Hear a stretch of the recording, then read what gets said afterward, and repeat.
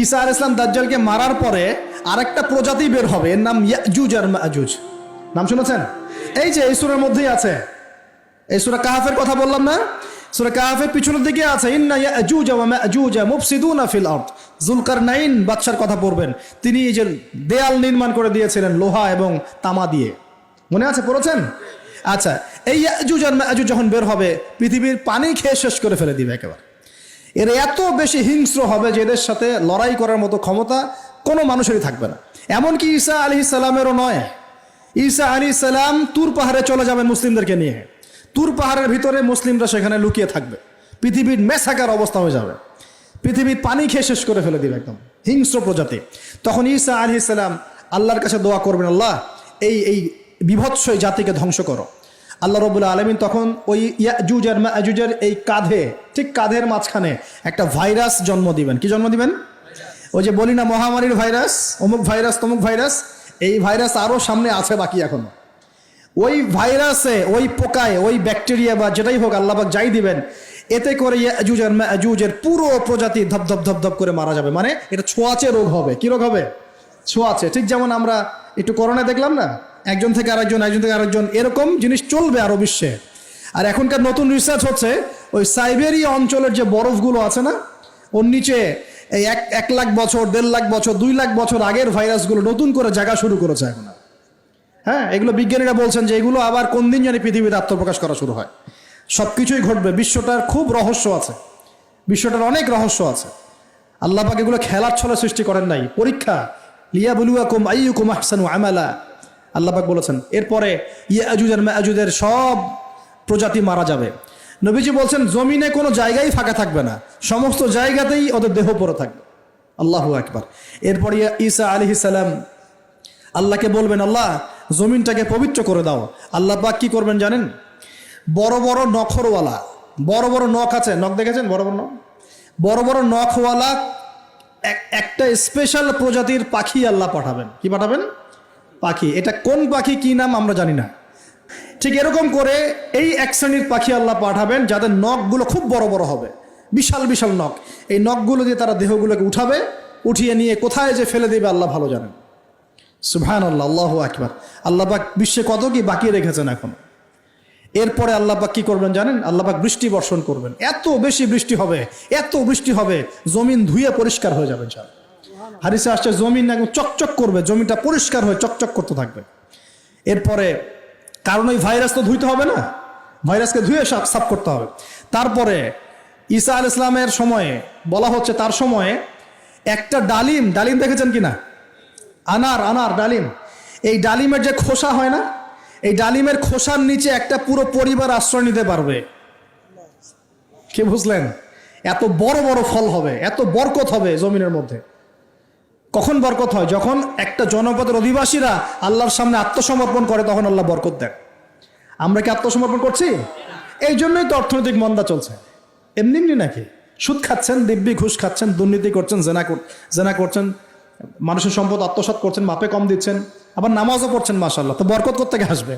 তো বরকত কখন আসে? যখন একটা কওম আল্লাহর সামনে সম্পূর্ণ আত্মসমর্পণ করে। একটা ডালিম হবে, এটা রূপকথা নয়, এগুলা গাল গল্প বলছি না। এই প্রতিটা কথা আল্লাহ পাকের ওহী থেকে আসছে, এর একটা কথা মিথ্যা হবে না ইনশাআল্লাহ তাআলা। বিশ্ববাসীরা দেখবে একটা ডালিমের নিচে একটা পরিবার আশ্রয় নিতে পারবে।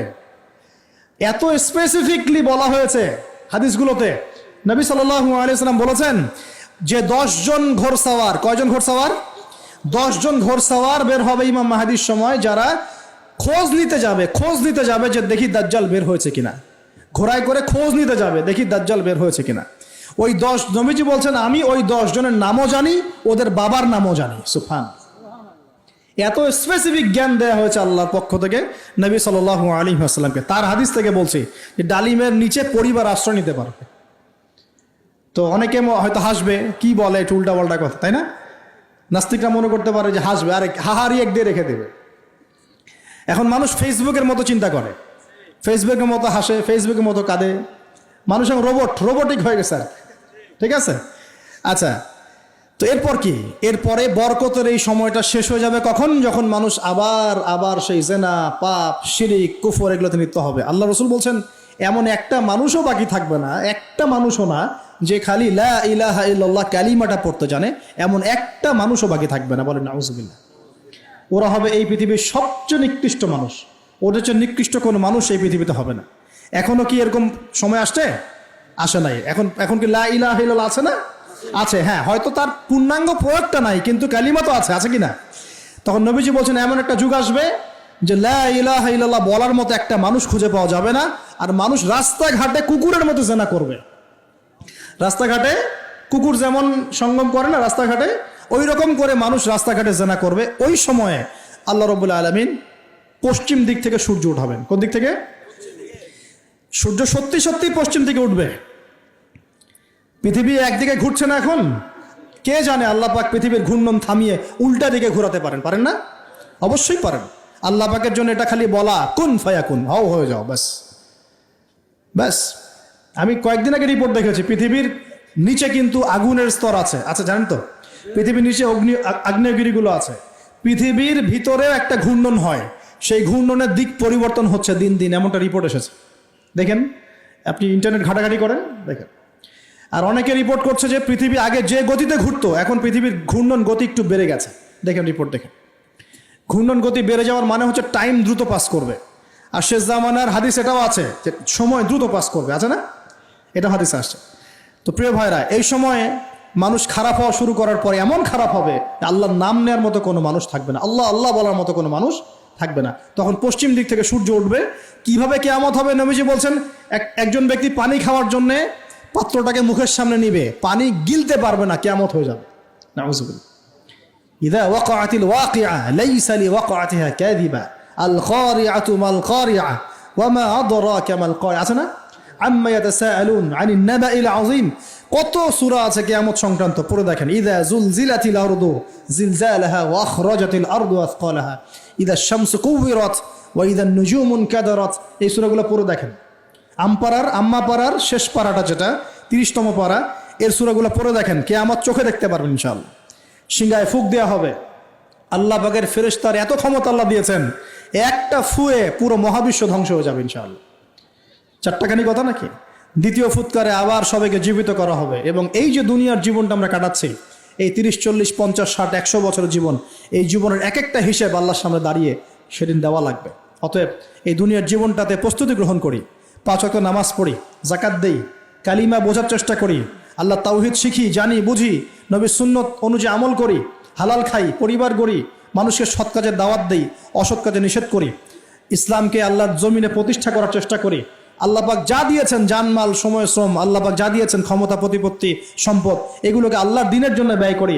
ইনশাআল্লাহ দুনিয়া সফল হব, পরকালে সফল হবে ইনশাআল্লাহু আযজা ওয়া জাল। আল্লাহ পাক আমাদের সবাইকে সমকালীন ফিতনাগুলো সম্পর্কে সচেতন থাকার তৌফিক দান করুন, এবং এই রমজান, আসন্ন রমজানে পরিপূর্ণরূপে ইবাদত করার তৌফিক দান করুন, এবং এই ইবাদত এবং শিক্ষাগুলোকে সারা বছর ধরে রাখার তৌফিক দান করুন, এবং জামানা সম্পর্কে সচেতন থেকে আগামী দিনে যা হবে সেভাবে পদক্ষেপ নেওয়ার তৌফিক আল্লাহ পাক দান করুন। আমিন।